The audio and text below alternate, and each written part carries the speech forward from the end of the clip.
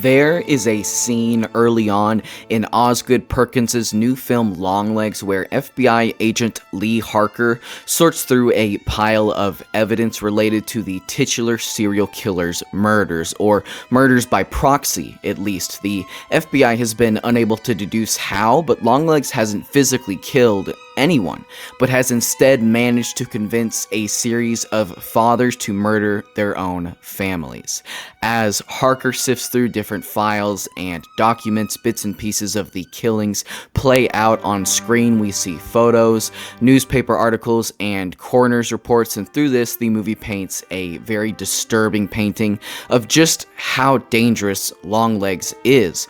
But actually, the scariest part of this scene goes by almost unnoticed at first. When my wife and I saw this in theaters, I didn't catch this at all.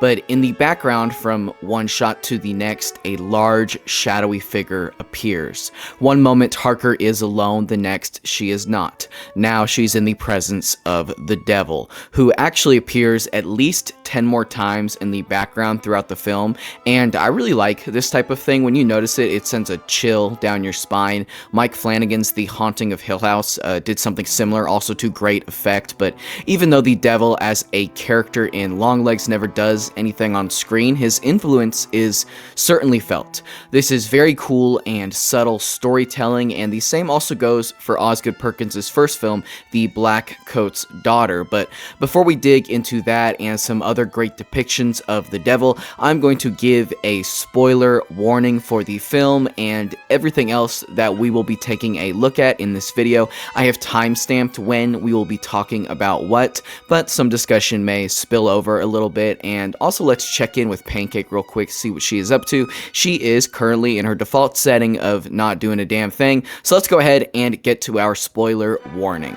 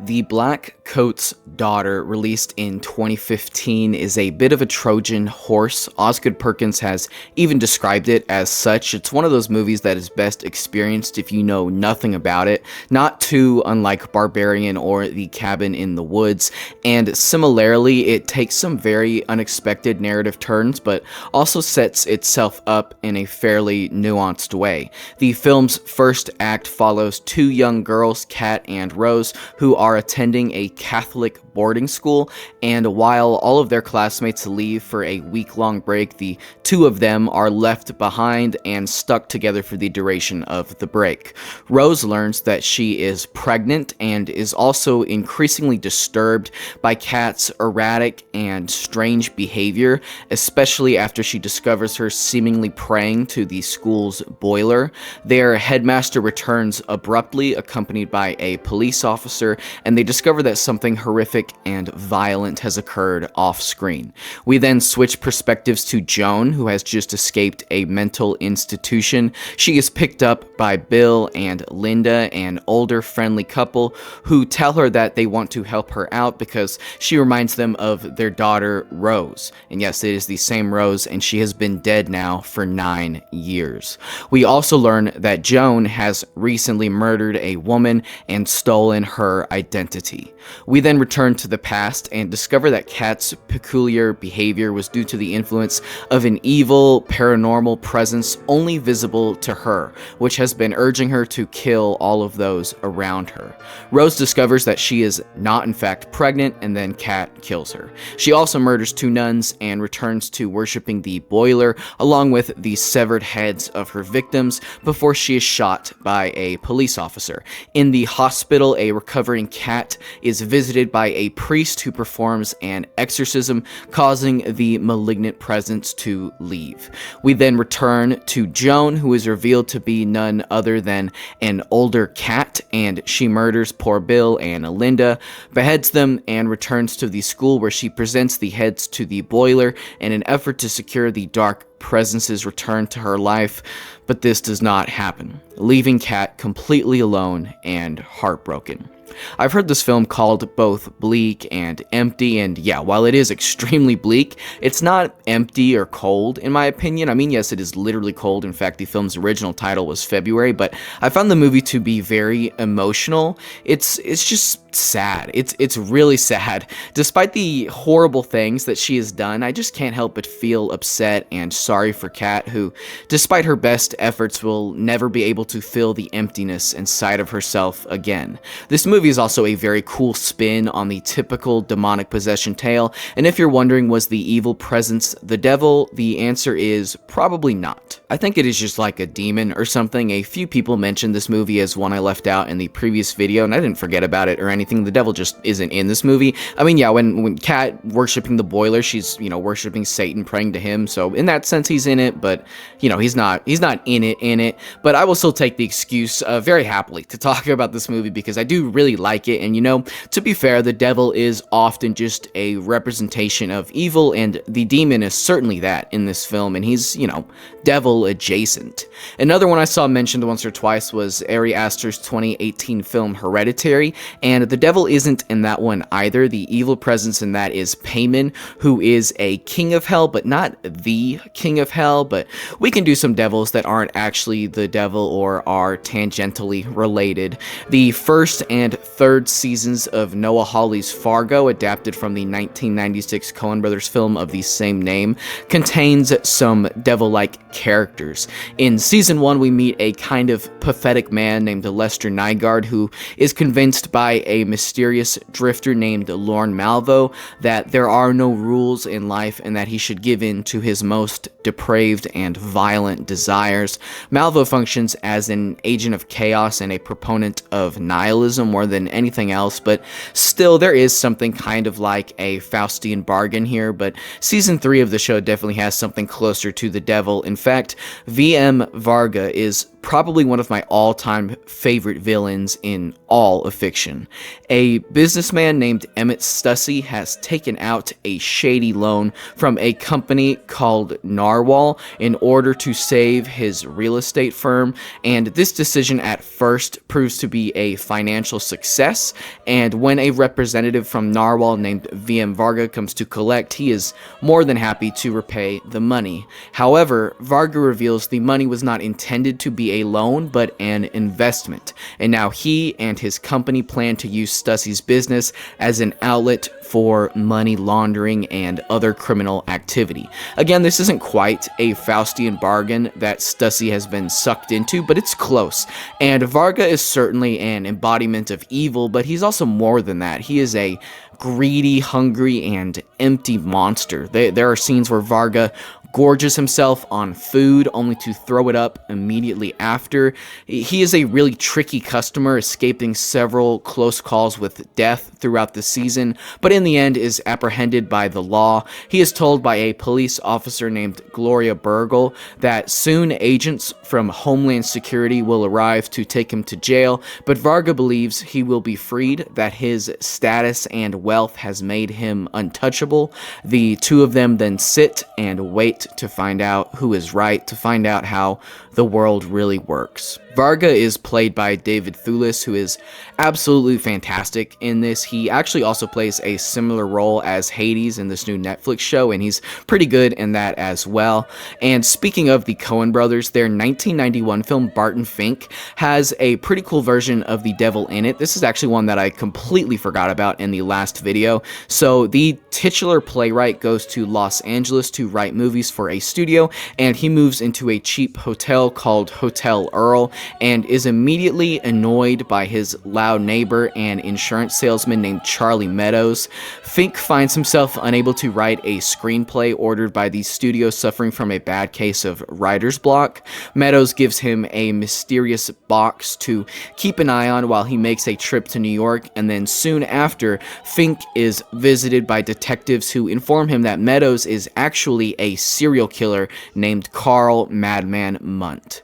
Fink is then struck by inspiration and writes the entire script in one sitting before the detectives return and accuse him of being complicit in Munt's murders.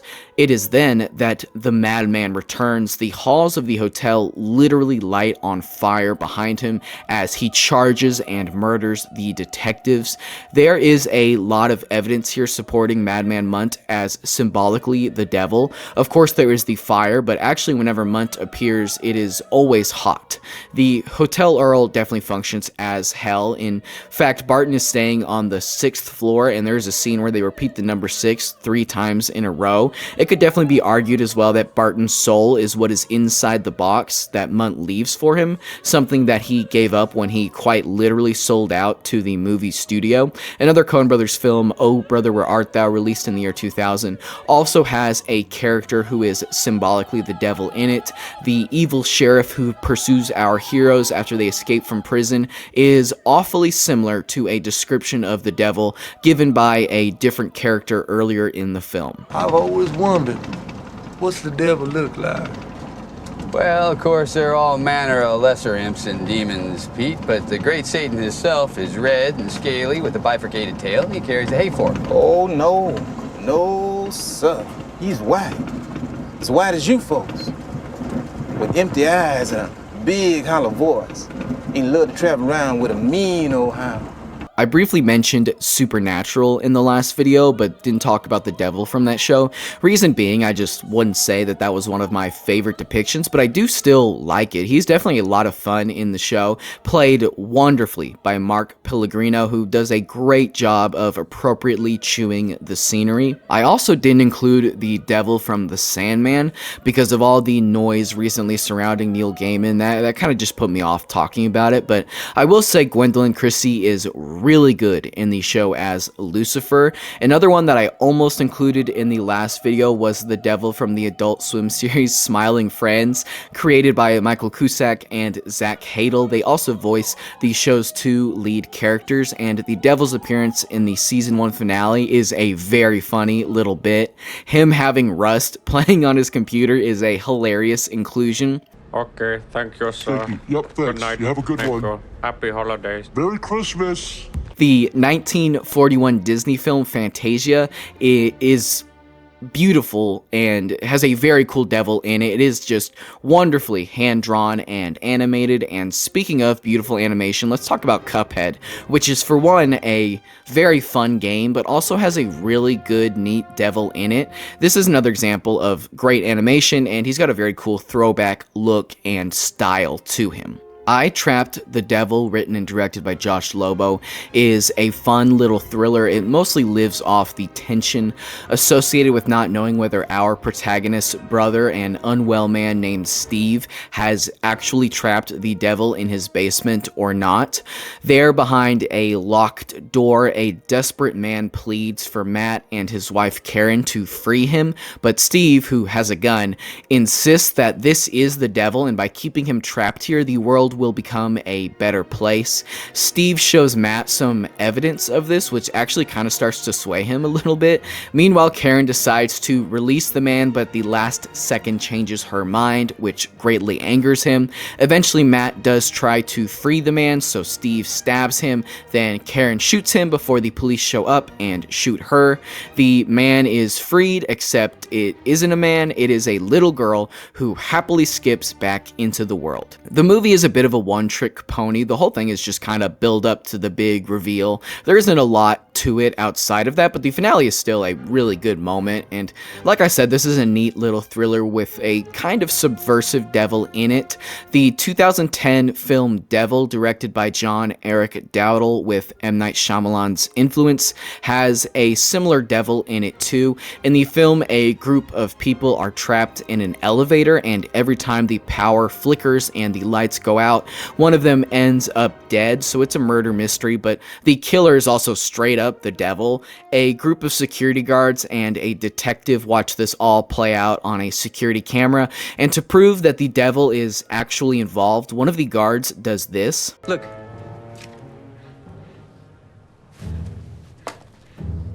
What are you doing? Oh. When he's near, everything goes wrong. The toast falls jelly side down. And so the devil ends up being this older woman, and you know, I don't know, of all the different depictions of the devil that I've seen, this is certainly one of them. The 1995 film Tales from the Hood, written and directed by Rusty Cundiff, has probably my favorite version of the "you've been in hell the whole time" type trope or beat, you know, like from that one episode of the Twilight Zone. So, 3 drug dealers visit a mortician named Mr. Sims, who has found some drugs in the alley behind his mortuary. He tells them a series of stories involving the different bodies in his possession, while the 3 young men grow increasingly frustrated and impatient with him. Eventually, Mr. Sims reveals that he knows that they killed a gangster named Crazy K, so they pull a gun on him, and he agrees to finally take them to the drugs, which he claims are in 3 closed caskets. The men open them and of course find that they are in fact the ones inside of the caskets, and the mortuary is hell, and Mr. Sims is the devil. It's a fun reveal and ending, but frankly, it only really works because of Clarence Williams' performance. He just goes so hard in this role. He makes this ending something really special. Pterodome, neither! Welcome to hell! Walter Hill's 1986 film Crossroads functions both as a coming-of-age road trip story and a musical tribute to legendary blues musician Robert Johnson and the mythos surrounding his life. The film follows a young, aspiring blues musician named Eugene who breaks an old man named Willie Brown out of prison. Willie played with Robert Johnson, and he agrees to tell Eugene Johnson's secret lost song in exchange for taking him to Mississippi, where he hopes to settle a deal. When Eugene and Willie do finally arrive at their destination, Willie reveals that he has in fact sold his soul to the devil in exchange for musical ability, but he hopes to now end the deal. And then a happy and polite gentleman approaches them, and he is, surprisingly and disarmingly, the devil.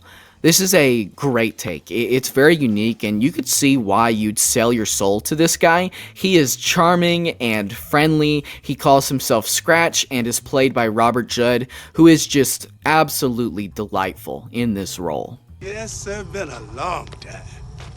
You were about 17 last time we saw each other. One night on this old Crossroads, wasn't it? We'll finish up with the one that I would definitely say I got the most comments about on the last video, and that was Judge Holden from Blood Meridian, or The Evening Redness in the West. And no, I didn't forget about him. Blood Meridian is one of my favorite novels ever. Cormac McCarthy is probably my favorite author ever. Judge Holden is maybe my favorite villain ever. Actually, second favorite probably, but that's a discussion for another day. And if you're wondering why my copy is kind of fucked up, my wife dropped it in a puddle one time, but Blood Meridian follows a runaway referred to as the Kid. He joins a rogue army group participating in the American Indian Wars, and this group eventually transforms into a gang of violent outlaws. Amongst them is the mysterious Judge Holden, who I'm not even going to try and describe. I just can't do him justice, so I'm going to quote Cormac himself. An enormous man, dressed in an oilcloth slicker, had entered the tent and removed his hat. He was bald as a stone, and he had no trace of beard, and he had no brows to his eyes, nor lashes to them. He was close on to 7 feet in height, and he stood smoking a cigar even in this nomadic house of God, and he seemed to have removed his hat only to chase the rain from it, for now he put it on again. I always sort of pictured him as a ghoulish, massive infant, sort of, and he is described in that same manner at the end of the book too, but everyone in the gang has encountered the Judge before at some point in their lives, including the Kid, who did in the book's opening chapter, and it's my favorite introduction to any character in anything ever. A preacher is performing to a full congregation in this big tent when the Judge enters and tells everyone that the preacher is not a man of God, but in fact is a criminal, wanted in several states. The preacher rebuffs this and says, "This is him!" cried the Reverend, sobbing. "This is him, the devil! Here he stands!" The Judge accuses him of a litany of crimes and whips everyone up into an angry mob, which produces a scene of chaotic violence. The Kid escapes this into a bar in the local hotel where the Judge now sits. Everyone is gathered around him drinking and celebrating, and someone asks the Judge how he knew about the preacher and asks him, "Judge, how'd you come to have the goods on that no account?" "Goods?" said the Judge. "When was you in Fort Smith?" "Fort Smith? Where did you know him to know all that stuff on him?" "You mean the Reverend Green?" "Yes, sir. I reckon you was in Fort Smith before you come out here." "I was never in Fort Smith in my life. Doubt that he was." They looked from one to the other. "Well, where was it you run up on him?"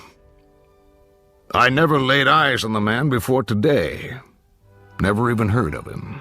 The Judge also possesses mystical, archaic knowledge on a number of different subjects, and he can seemingly speak any language. He is constantly writing notes, taking samples, and drawing illustrations of things in the world around him into this big ledger. My personal favorite quote from the book is when asked what the purpose of his note-taking is and what he's writing down, the Judge responds with, "Whatever exists," he said. "Whatever in creation exists without my knowledge exists without my consent."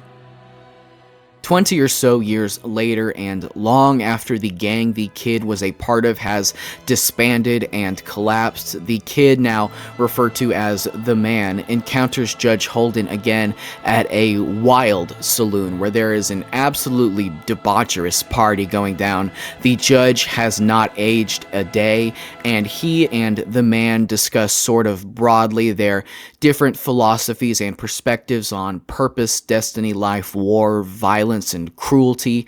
The Man later goes to use the outhouse, and when he opens the door, who is waiting for him but the Judge, who is completely naked, and he grabs the Man and shuts the door.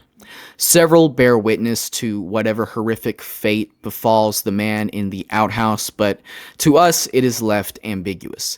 The Judge returns to the party in the saloon, and I'm gonna let Cormac describe what happens next.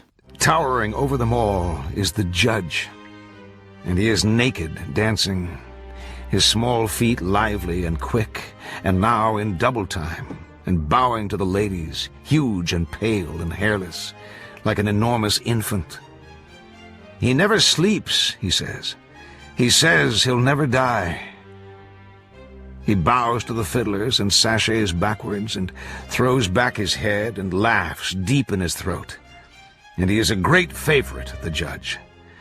He wafts his hat, and the lunar dome of his skull passes palely under the lamps, and he swings about, and takes possession of one of the fiddles, and he pirouettes, and makes a pass, 2 passes, dancing and fiddling at once. His feet are light and nimble. He never sleeps. He says that he will never die. He dances in light and in shadow, and he is a great favorite. He never sleeps, the judge. He is dancing, dancing. He says that he will never die.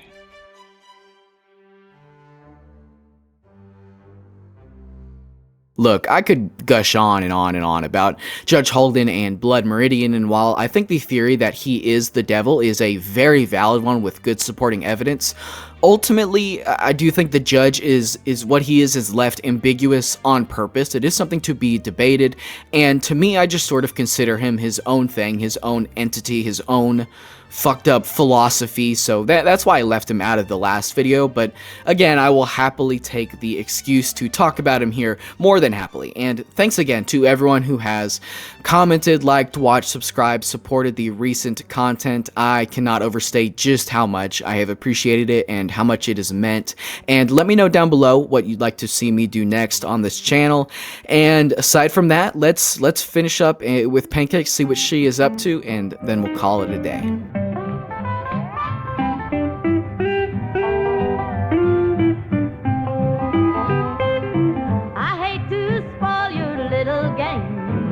Breaks my heart, but I can't wait to let you know I've known it from the start.